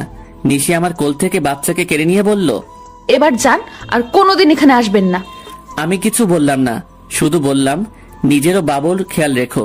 তারপর সেখান থেকে চলে আসলাম। নিশির বাসা থেকে বের হয়ে রাস্তায় আসলাম আর ভাবতে লাগলাম নিশি আমাকে এতটুকু বিশ্বাস করে না। ও কেমন করে ভাবতে পারলো যে আমি ওর শরীরকে না, নিশির সামনে আমি আর কোনোদিন যাব না। নিশিও তো এটাই চাই। তবে তাই হোক, এমন সময় রবির ফোন আসে আরো বলে, কিরে রাজ, কোথায় আছিস তুই? সেই কখন থেকে ফোন দিয়ে যাচ্ছি। তুই আমার অফিসে এখনই আয়, আর সাথে করে একজন উকিলকেও নিয়ে আসিস। আমি না হয় আসবো, তবে উকিলকে কেন নিয়ে আসবো তাই তো বলবি। এত কথা না বলে তোকে যা বলছি তুই তাই কর। এই বলে আমি ফোন কেটে দেই আর নিজের অফিসে চলে আসি। কিছুক্ষণ পরে রবি আর উকিল আসে। তখন আমি বলি, উকিল সাহেব, আমি একটা উইল করতে চাই। বলুন, কিসের উইল করবেন? আমি এই কোম্পানির অর্ধেক আমার ছেলে আর বাকি অর্ধেক আমার স্ত্রীর নামে করে দিতে চাই, আর সেটা আজ রাতের মধ্যেই। কি বলছিস কি এসব? তোর মাথা ঠিক আছে তো? আমি ঠিক বলছি, আর আমার মাথাও ঠিক আছে। যেহেতু আমার আব্বুর আলাদা কোম্পানি আছে, তাই কোনো প্রবলেম নাই। ওকে, আপনি যখন বলছেন তখন তাই হোক। তারপর উকিল সাহেব সকল ফর্মালিটি পূরণ করে দেয়, আর আমি ম্যানেজারকে ফোন করে বলে দেই যে নিশি এখন থেকে এই কোম্পানির মালিক। তারপর আমি রবিকে বলি, রবি আমার জন্য যত তাড়াতাড়ি পারিস একটা লন্ডনের ফ্লাইটের টিকিট বুক করে দে, আর সেটা আজ রাতের মধ্যে হলেই ভালো হয়। মানে তুই লন্ডনের টিকিট কি করবি? আমি এই দেশে আর থাকবো না, তাই লন্ডনে যাব। কিন্তু? কোনো কিন্তু নয়। আর হ্যাঁ, কেউ যেন জানতে না পারে আমি কোথায় আছি। তুই কাউকে বলবি না, এটা আমার কসম। ঠিক আছে। তারপর রবি একটা টিকিটের ব্যবস্থা করে দেয়, আর আমাকে এয়ারপোর্টে থুতেও যায়, আর বলে ওখানে পৌঁছে আমাকে ফোন দিবি, আর আমার সাথে যোগাযোগ বন্ধ করবি না কিন্তু। করব। কিছুক্ষণ পরে আমার ফ্লাইট, তাই আমি প্লেনে গিয়ে বসি, আর প্লেনও টেক অফ করে। যেহেতু আমি লন্ডন থেকে লেখাপড়া শেষ করেছি, তাই এখানে আমার অনেক ফ্রেন্ডই আছে। তাই আমি সেখানে পৌঁছে আমার এক ফ্রেন্ডকে কল দেই, আর সে আমাকে এয়ারপোর্ট থেকে পিক করে নিয়ে যায়। আমার ফ্রেন্ডের লন্ডনে একটা কোম্পানি আছে, তাই সে আমাকে সেখানে কাজ দেয়। আমি লন্ডনে এসেছি 2 দিন হলো। এর মধ্যে শুধু রবির সাথে কথা হয়েছে। অন্যদিকে নিশি প্রায় 2 দিন হলো অফিসে যায় না, আর সে একদিন বিকেলে তার ছেলেকে নিয়ে বাইরে ঘুরতে বের হয়, আর তখনই তার মিমের সাথে দেখা হয়। আর মিম নিশিকে দেখা মাত্র জড়িয়ে ধরে আর কান্না শুরু করে দেয়। এভাবে কিছুক্ষণ দুজন কান্না করতে থাকে। তারপর মিম নিশির কোলে বাবু দেখে বলে, এটাই বুঝি আমার পুস্কু? রে, দেখতে তো একেবারে ওর বাবার মতো হয়েছে। প্লিজ মিম, ওর নামটা আর বলবি না। কেন রে? তুই কিছুই জানিস না ও আমার সাথে কি করেছে। আমি সব জানি, রাজ ভাই আমাকে সব বলেছে। তারপর মিম নিশিকে সব সেদিনকার কথা সব খুলে বলে, আর কথাগুলো শুনে নিশিও কান্না শুরু করে দেয়, আর বলে, আমি কিভাবে পারলাম ওর সাথে খারাপ ব্যবহার করতে? তাহলে কি সেদিন ও এই কথাই বলতে এসেছিল? তুই কি বলছিস? আমি কিছুই বুঝতে পারছি না। কাইন্ডলি একটু পরিষ্কার করে বলবি যে কার সাথে খারাপ ব্যবহার করেছিস? বলছি। তারপর নিশি সেদিন ঘটে যাওয়া ওর আর রাজের সকল ঘটনাগুলো বলে। সব কথা শোনার পরে মিম বলে, যা হওয়ার হয়ে গেছে, তুই কালকে গিয়েই রাজ ভাইয়ার কাছে মাপ চাইবি। ও কি আমায় মাফ করবে? অবশ্যই করবে। আর এখন বাড়িতে যা, কাল দেখা হচ্ছে। তারপর নিশি ও তার ছেলে বাড়িতে চলে আসে। বাড়িতে আসার পর থেকেই নিশি অনেকটা খুশি, যার মূল কারণ ভালোবাসার মানুষকে ফিরে পাওয়া। নিশি ভাবতে শুরু করে দিয়েছে কালকে কি হবে, কিন্তু নিশি হয়তো এটা জানে না যে কালকে তার জন্য কি অপেক্ষা করছে। পরের দিন সকালে নিশি একদম রাজের পছন্দ মতো সাজে।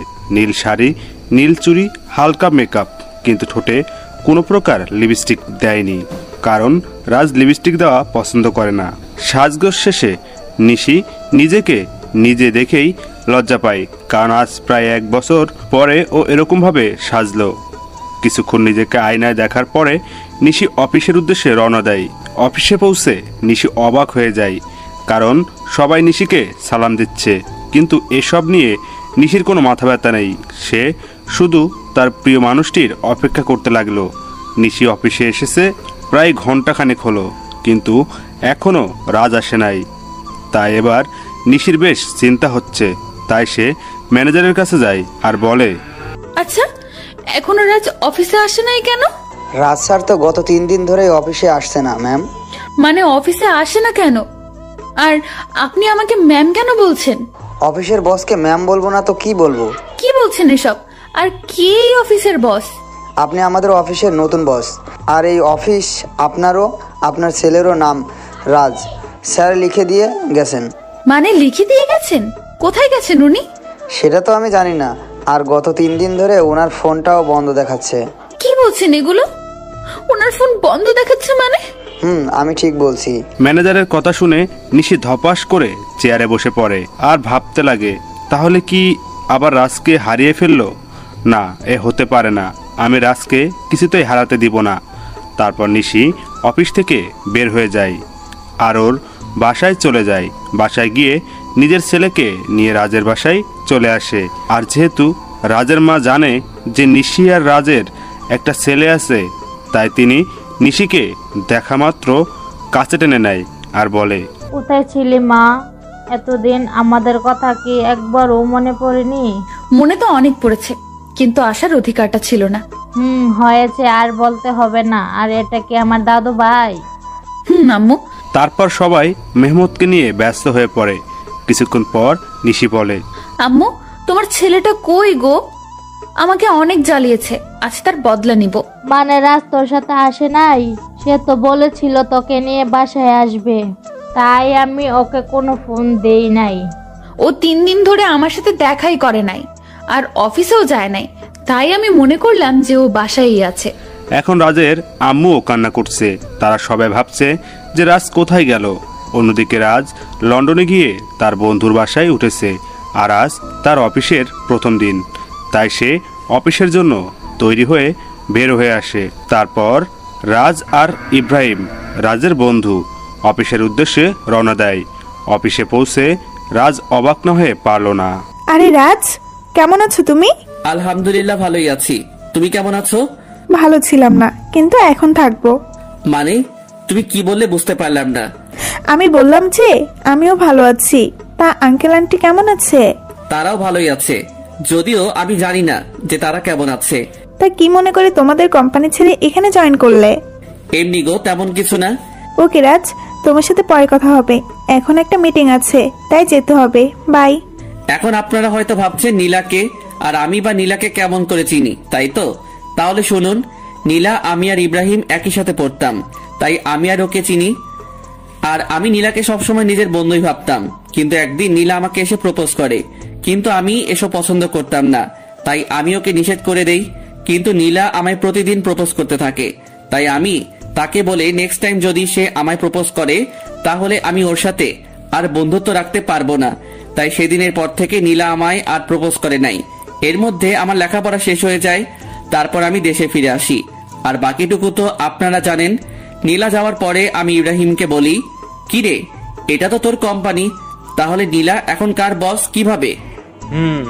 এটা আমার কোম্পানি, কিন্তু এর মালিক আমরা দুজন, আমি আর নীলা। তো তুই আমাকে আগে বলতে পারলি না যে এখানে নীলাও আছে? তাহলে আসতি না, তাই তো?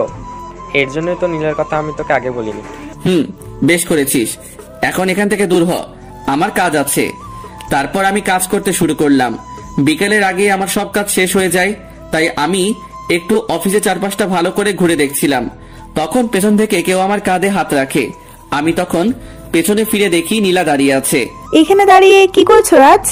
কিছু না, শুধু চারপাশে প্রকৃতি দেখছিলাম। ও চলো, আজ আমি আর তুমি একসাথে ডিনার করব। তা কি করে হয় বলো? সব হয়। কিছুক্ষণ পরে নীলা গাড়ি একটা রেস্টুরেন্টের সামনে দাঁড় করায়, আর আমরা সেখানে ডিনার শেষ করি। ডিনার করার সময় আমাদের অনেক কথাই হয়। তারপর নীলাই আমাকে বাড়িতে পৌঁছে দেয়। বাড়িতে আসার পরে আমি সোজা ওয়াশরুমে চলে যাই, আর কিছুক্ষণ পরে ফ্রেশ হয়ে বেরিয়ে আসি। আর তখনই আমার রবির কথা মনে হয়। আজ সারাদিন ওকে একবারও ফোন দেওয়া হয়নি, তাই আমি দেরি না করেই ওকে ফোন দেই। আর ফোন ধরার পর রবি বলে, কেমন আছিস ভাই? এই তো ভালোই আছি, তুই কেমন আছিস? আমিও ভালো আছি। আমার বাড়ির সবাই কেমন আছে? কেউ ভালো নেই, তুই যাবার পরে সবাই কেমন যেন হয়ে গেছে, আর আন্টি তোর জন্য প্রায় পাগল হয়ে গেছে। তুই ফিরে আয় ভাই। সময় হলেই আমি ফিরে আসবো। আর নিশি আর আমার বাবু কেমন আছে রে? নিশি তো বাদ দে নিশির কথা, তুই ভালো থাকিস আর আমার পরিবারকেও দেখে রাখিস। এই কথাগুলো বলেই আমি ফোনটা কেটে দেই। সে রাতে আমার আর ঘুম আসলো না। পরের দিন থেকে আমি আবার নতুন জীবন শুরু করার ব্যর্থ চেষ্টা করি। সকালে ফ্রেশ হয়ে ইব্রাহিমের সাথে অফিসে চলে যাই, আর অফিসে পৌঁছে নীলা বলে, রাজ কেমন আছো? এই তো ভালো, তুমি কেমন আছো নীলা? আমিও ভালো আছি। কাজের চাপ বেশি দেয়নি তো তোমায়? আরে না, এতটুকু কাজ করার অভ্যাস আমার আছে। ও আচ্ছা, তোমার কাজ শেষ হলে আমি আর তুমি এক জায়গায় যাব, কেমন? সেটা না হয় যাবো, কিন্তু যাবেটা কোথায়? সেটা গেলেই দেখতে পারবে।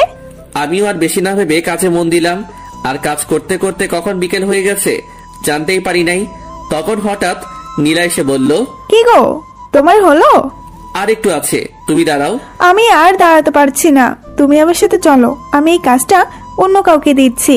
বলে নীলা আমার কাজটা একজনকে দিয়ে আমাকে জোর করে বাইরে নিয়ে আসে। আমাকে বাইরে নিয়ে আসার পর নীলা বলে, তুমি গাড়িতে বসো, আমি আসছি।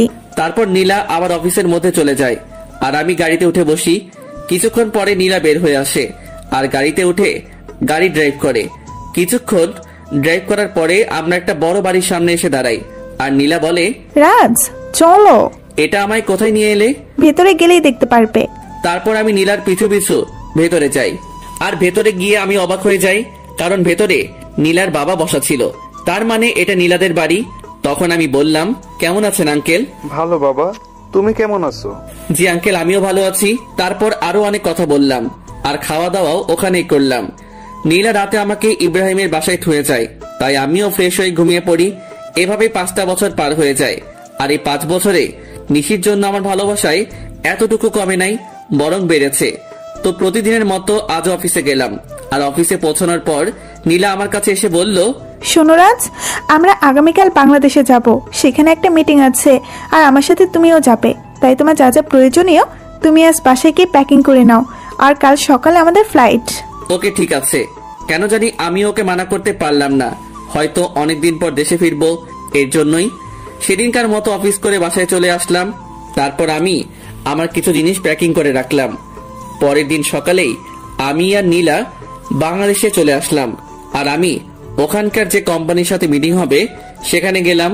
আমি সেখানে গিয়ে আরো বেশি অবাক হয়ে যাই, কারণ এটা আর কারো না, আমার বাবার কোম্পানি, যার সাথে আমাদের মিটিং হবে। আমি কি করব তাই ভেবে পাচ্ছিলাম না। একবার মনে করলাম যে মিটিংটা অ্যাটেন্ড করব না, কিন্তু পরক্ষণে কি যেন হলো।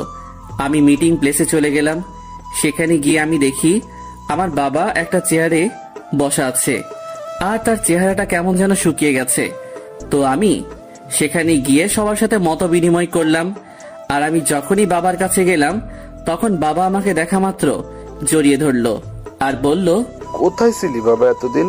আমাদের কথা কি তোর একটুকু মনে পড়ে নাই? বাবা, অনেক মনে পড়েছে, কিন্তু আমি যে অপারগ ছিলাম। এখন আমার সাথে তুই বাসায় যাবি, তোকে দেখলে তোর আম্মু অনেক খুশি হবে। আব্বু, আমি যাব। তার আগে এই মিটিংটা শেষ করে নেই। সত্যি বলছিস তো? সত্যি। এতক্ষণ সবাই আমাদের দিকে তাকিয়েছিল আর বোঝার চেষ্টা করছিল যে কি হচ্ছে এগুলো। এমনি নীলাও অবাক হয়ে গিয়েছে, কারণ সেও আমার বাবাকে চিনে না। তাই সে আমার কাছে এসে বলল, তুমি বিজনেসম্যান নাজমুল সাহেবের ছেলে? তুমি এত বড় বিজনেসম্যানের ছেলে হয়ে আমাদের কোম্পানিতে একজন সাধারণ স্টাফ হয়ে কাজ কেন করছিলে?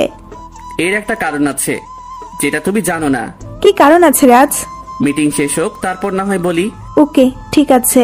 নীলার অবাক হওয়ায় স্বাভাবিক, কারণ এই 5 বছরে আমি নীলাকে একবারের জন্য আমার আসল পরিচয়টা বলি নাই। যদিও সে জানতো আমাদের একটা কোম্পানি আছে। তারপর আমরা মিটিং শেষ করে বাহির হইলাম, আর তখনই আমার চোখ গেল একটা বাচ্চার উপর। বয়স আর কত হবে, 5-6 বছর হয়তো, কিন্তু ওকে দেখে মনে হচ্ছে কতদিনের না চেনা। তাই আমি ওর কাছে যাই আর বলি, বাবা তোমার নাম কি? কিন্তু ছেলেটা আমাকে অবাক করে দিয়ে পাপা বলে, আমায় জড়ায় ধরে। কে তোমার পাপা? তুমি তো আমার পাপ্পা, আমার মামনি বলেছে। আর জানো পাপ্পা, তোমার জন্য আমার মামনি প্রতিদিন কান্না করে। কে তোমার মামনি বাবা? তখন ছেলেটি হাত দিয়ে একজনকে দেখিয়ে দেয়, আর সেটা আর কেউ না, সেটা হলো নিশি। মানে ছেলেটি আমার আর নিশি সন্তান, তার জন্যই কি ওর জন্য এত টান অনুভব হইতেছিল। তখনই নিশি আমাদের সামনে চলে আসে, আর আমাকে দেখে সে খানিকটা স্তব্ধ হয়ে যায়, কিন্তু পরক্ষণে আমায় জড়িয়ে ধরে কান্না করে দেয়। কিন্তু তখন হঠাৎ নীলা কোথায় থেকে যেন চলে আসে, আর নিশিকে আমার বুকে দেখে ও নিশিকে তুলে ওর গালে 2টো চড় বসায় দেয় আর বলে, আই মেয়ে, তোমার লজ্জা করে না অন্যের স্বামীকে জড়ায় ধরতে? অন্যের স্বামী মানে? হ্যাঁ, তুমি যাকে জড়িয়ে ধরেছ সে আমার হাজবেন্ড হয়। ও সরি, আমায় ক্ষমা করে দিয়েন। আর মিস্টার রাজ, আপনার ছেলেকে দেখে রাখবেন। এই কথা বলেই নিশি বাইরে দৌড় দিল। আমিও নিশির পিছু পিছু গেলাম, কিন্তু আমি যেতেই একটু দেরি করে ফেলেছিলাম, কারণ নিশি একটা কারের হাতে ধাক্কা খেয়েছে, আর ওর মাথা থেকে প্রচুর ব্লিডিং হচ্ছে। আমি কি করব কিছুই বুঝতে পারছিলাম না। আমার মনে হচ্ছিল যেন আমি আমার জীবনের সবচেয়ে মূল্যবান কিছু হারাতে যাচ্ছি। তাই আমি গিয়ে নিশিকে আমার কোলে তুলে নেই আর হসপিটালের দিকে দৌড়াতে শুরু করলাম। আর তখন কে যেন একটা কার নিয়ে এসে বলল উঠতে, তাই আমি দেরি না করে কারে উঠে বসি, আর কিছুক্ষণের মধ্যেই হসপিটালে পৌঁছে যাই, আর ডক্টররা নিশিকে নিয়ে ওটিতে চলে যায়। তাই আমি কারওয়ালাকে ধন্যবাদ দিতে চাই, আর গিয়ে দেখি সেটা আর অন্য কেউ না, আমার বন্ধু মামুন। আর মামুনকে দেখা মাত্র আমি কান্নায় ভেঙে পড়ি আর বলি, আমার নিশির কিছু হবে না তো? ওর যে কিছু হলে আমি বাঁচবো না রে। নিশির কিচ্ছু হবে না, আর তুই এভাবে ভেঙে পড়ছিস কেন? আজ আমার জন্য নিশির এই অবস্থা, কেন যে আমি আবার দেশে ফিরে আসলাম। এক থাপ্পড় দিব যদি আর একটু বাজে কথা বলিস। আর নিশির কিছু হবে না, আর তুই এখানে শান্ত হয়ে বস। তারপর মামুন আমাকে এক জায়গায় বসিয়ে দেয় আর কোথায় যেন চলে যায়। কিছুক্ষণ পরে দেখি মামুন আমার ছেলেকে নিয়ে আসছে, আর ও আমাকে দেখে বলে, বাবা মামামের কি হয়েছে? তোর মামামের কিছু হয়নি বাবা, তুমি আমার কাছে এসো তো। তারপর আমি আমার ছেলেকে বুকের মাঝে জড়াই ধরি। কিছুক্ষণ পরে ডক্টর ওটি থেকে বাহির হয় আর বলে, বলতেই হবে আপনাদের ভাগ্য অনেক ভালো, নয়তো রুগীকে যে অবস্থায় আনা হয়েছিল আমি তো মনে করছিলাম ওনাকে বাঁচানো সম্ভব হবে না, কিন্তু আল্লাহর রহমতে উনি এখন অনেক সুস্থ। আপনাকে অনেক ধন্যবাদ ডক্টর সাহেব, আবার নিশিকে ফিরিয়ে দেওয়ার জন্য। আর এটা আমাদের কর্তব্য। ডক্টরের হাত ধরে বললাম, আমি কি ওর সাথে দেখা করতে পারি? না, আপনি 6 ঘন্টা পরে ওনার সাথে দেখা করতে পারবেন, আর তাছাড়া ওনার এখন চেঞ্জ নেই। ওকে ডক্টর। ডক্টরের সাথে কথা শেষ করে এসে আমি আমার ছেলের কাছে বসি। আমি আর আমার ছেলে বসে আছি, তখন কেউ পেছন থেকে আমার নাম ধরে ডাক দেয়। তাই আমি পেছনে তাকাই কে ডাকছে দেখার জন্য। তখন দেখতে পাই আব্বু আর আম্মু দাঁড়ায় আছে। আর আম্মু আমাকে দেখে আর স্থির থাকতে পারলো না, আমার কাছে এসে কান্না শুরু করে দিল আর বলল, কোথায় ছিলি বাবা এতদিন? আমাদের কথা কি তোর এতটুকু মনে পড়ে না? আম্মু, মনে তো সবসময় পড়তো, কিন্তু আসার উপায় ছিল না। আর এই যে দেখো আমি এসে গেছি, আর কোথাও যাব না। সত্যি তো? সত্যি। তখন একজন নার্স এসে খবর দিল যে নিশির সেন্স ফিরেছে। তাই আমি আর দেরি না করে নিশির কেবিনে ঢুকে গেলাম। আমার পিছু পিছু বাকি সবাইও চলে এসেছে, কিন্তু নিশি আমাকে দেখে তার মুখটা অন্যদিকে ঘুরিয়ে নিল। সবাই নিশির সাথে কথা বলছে, আর নিশি সেগুলোর উত্তর শুধু হ্যাঁ অথবা নাতে দিচ্ছে, কিন্তু সে আমার দিকে একবারও তাকাচ্ছে না। এতে আমার অনেকটাই খারাপ লাগে।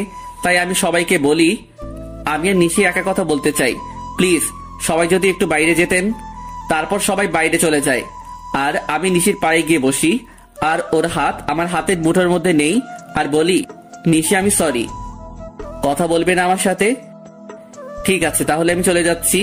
আমি যখনই উঠতে যাব তখন নিশি আমার হাতটা ধরে ফেলে, আর আমি ওর দিকে তাকিয়ে দেখি ও কান্না করছে। আরে পাগলি, কান্না করছো কেন? আপনি খুব খারাপ, শুধু আমায় কষ্ট দেন। গো, আমি খুব খারাপ, আর আমি ওয়াদা করছি আজকের পর থেকে তোমায় আর কখনো কষ্ট দিব না। এইভাবে বললে তো আমি বিলিভ করব না। তাহলে কিভাবে বলবো?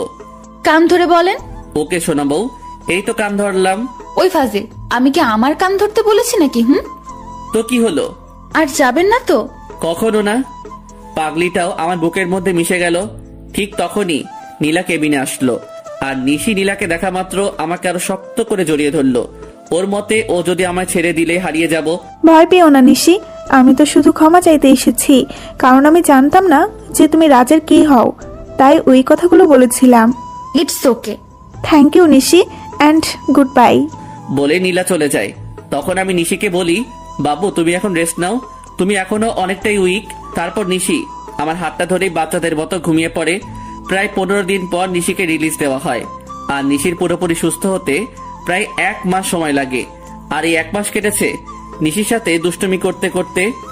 একদিন রাতে আমি আর নিশি ছাদে বসেছিলাম, তখন নিশির কি যেন মনে হলো, আর সে আমার কোলের উপর উঠে এসে বসলো, আর আমার গাল জড়ায় ধরে বলল, আমার না একটা ফুটফুটে মেয়ে চাই, দেবেন? দিব। আমি ওর ঘাড়ে আমার নাক ডুবিয়ে গন্ধ নিচ্ছি আর কথাগুলো বলছিলাম, কেমন যেন নেশা ধরানো গন্ধ। তখন নিশি হঠাৎ করে ওর দুহাত দিয়ে আমার মাথা উঁচু করে ওর ঠোঁট আর আমার ঠোঁট এক করে দেয়, আর পাগলের মতো চুষতে থাকে। নিশির এমন কাজ দেখে আমি খানিকটা অবাক হলেও পরক্ষণেই নিজেকে সামনে নেই, আর ওর কোমরটা জড়িয়ে ধরে নিজের দিকে টেনে আনি, আর ওর ঠোঁট চুষতে থাকি। এভাবে প্রায় 10 মিনিট ছিলাম। তারপর আমি নিশিকে 5 কোলে তুলে নিয়ে রুমের মধ্যে আসি, আর পা দিয়ে দরজাটা লাগিয়ে দেই। তারপর নিশিকে বিছানায় শুয়ে দিয়ে নিজের শার্টের বোতামগুলো খুলি আর শার্টটা দূরে ছুঁড়ে মারি। তারপর নিশির উপর উঠে ওর ঘাড় সহ সারা শরীরে কিস করি, সাথে হালকা কামড় দেই। ফলে নিশি হালকা চিৎকার করছিল। তারপর আমি আস্তে আস্তে নিশির ব্লাউজের হুক খুলি, আর নিশি আবেগে আমাকে জড়ায় ধরে। তারপর আর কমু না, সবাই নিজে থেকে বুঝে নেন গা।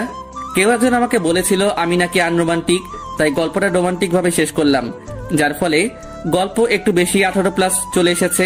তাই সবাই আমাকে ক্ষমা করে দিয়েন, আর গল্পটা কেমন ছিল জানাবেন।